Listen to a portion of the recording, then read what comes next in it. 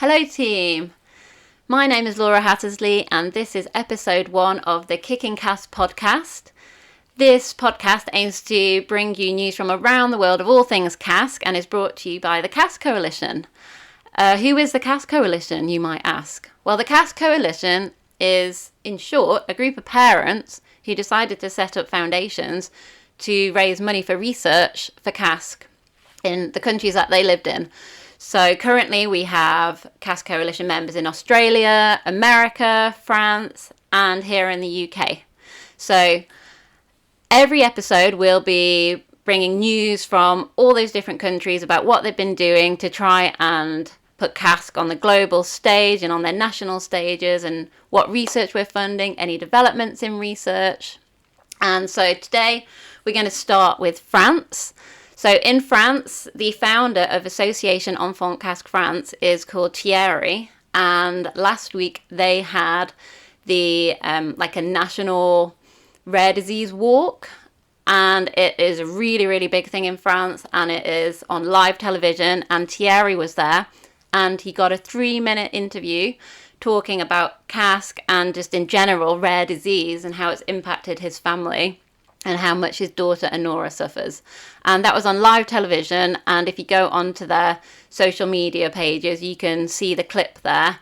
And yeah, he comes across really well. It's really exciting that CASK got on the live national French news. So well done Thierry, and thank you for everything you do. You work so hard, you work full time, yet you still do as much as you possibly can for our children. So that's incredible. The other news from France is that they also have a grant open for €45,000, and they've had some applications already. I think the closing date is quite soon, so in the new year we will be able to know which new bit of CASK research they're able to fund. I'm really, really excited about this. I'm excited about, is it going to happen in France? Where's it going to happen? Which bit of CASK are they going to research? So it's brilliant that there's so much going on with CASK. Like it's just expanding. We have so many more scientists, so many more labs studying CASK than we just had a few years ago. And it's all because of parents like Thierry. So watch this space, and hopefully next time I'll be able to bring you news on which study they are funding. News from Australia. So if you haven't already heard, the founder of the Australian Foundation, Giovi, has been working really hard to find scientists who are willing to study CASK and basically give the coalition and all the foundations out there some really important tools that we need in order to progress research. So what Giovi has managed to do with her foundation, which is the Angelina CASK Neurological Research Foundation, ACNRF, they have funded the creation of CASK patient cell lines. These are iPSCs, so that stands for induced pluripotent stem cells. So what they've done, or what the lab has done, is they've got cells from actual patients with CASK, and then they revert them back into an embryonic-like state, and then they kind of move them forwards again to, they can become nearly any kind of cell type. And so they're going to create different cell lines with this, which are from CASK patients. So they have the CASK mutations in them, different CASK mutations depending on which patients have given up their cell samples. And what they're going to do from that is they can then create something called an organoid, which is a 3D, it's like a 3D, like it's a load of cells but in 3D. So normally when we study cells, they're in 2D, but this is more of a newer technique where they can create these organoids. And if they're full of brain neurons, brain cells, then they tend to be called brain organoids. So that's what they're going to do. I don't believe this has been done yet for CASK, so that's really, really cool. And then once they have these brain organoids, they can then do drug screening on them. So they can take a load of drugs that they think might help with some of the symptoms with CASK and see what happens to these brain organoids. And if these organoids start functioning more efficiently, if they function better, then that's a drug that could potentially then go down the line of clinical trials. So that is really, really cool that that's happening, and we're really grateful to Giove, and that kind of project is something that will just further all of our research, because then we will have those tools. So if a scientist discovers drugs, then they can be tested on these organoids. So that is amazing. Here in the UK, it's a bit quieter, haven't been quite as busy. We just finished our art auction, which I'm sure everybody heard about. So we raised quite a bit of money from that, and that was really fun. And it was so nice to see so many CASK parents together in London. So we had Wana, who's a wonderful volunteer who I'd never met but spoken to. And I met her daughter Mia, who is just absolutely beautiful. And we had Jane come as well, who is a parent to a child with CASK in the UK. She's always been a really good support. And Jack helped organise it, and he was on the bar. And then we had Melissa's brother turn up. Melissa lives in Germany, but her brother turned up. So it's just so nice, like having everybody, seeing everybody. We're like a family, really, aren't we? So that was brilliant, and having all the support. If you didn't manage to buy any of the art, maybe it was, I don't know, maybe you didn't like any of it, maybe it's a bit too expensive. Well, we have some really reasonable art still for sale, and it is on the my friend's Etsy site, who is an amazing supporter. She is called Hilia Verandas. Check out her Etsy site. Look up Rare Beauty posters, because she created these amazing posters for us.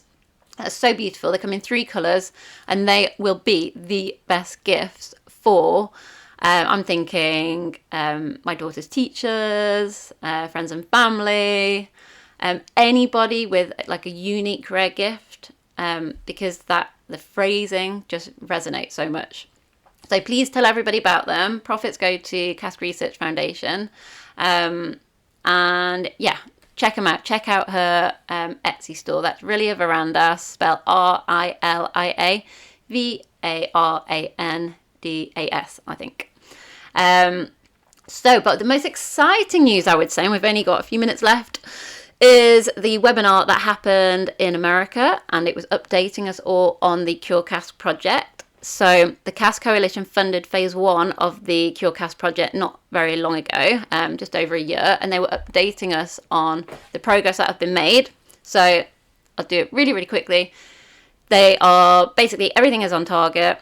They have managed to work out how to reactivate the CASK gene on the silenced X chromosome, which is their aim. So they've managed to do that. They've created an amazing an amazing cell model, which is really, really important, and for testing things on. So they've got a really, really good cell model that, again, can hopefully be used by other researchers.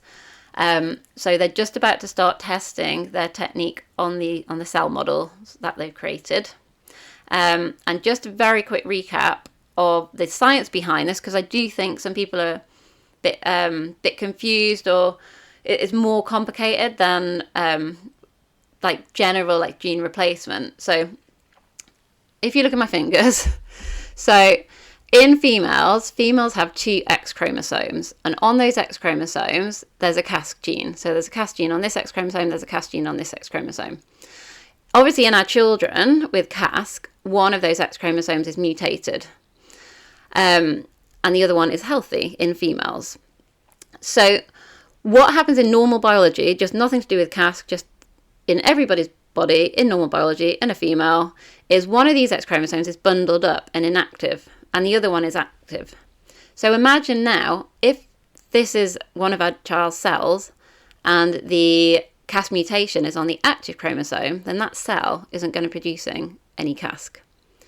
If, however, the healthy gene is on the active X chromosome, then that cell will be fine, because it doesn't really matter what's going on with this one.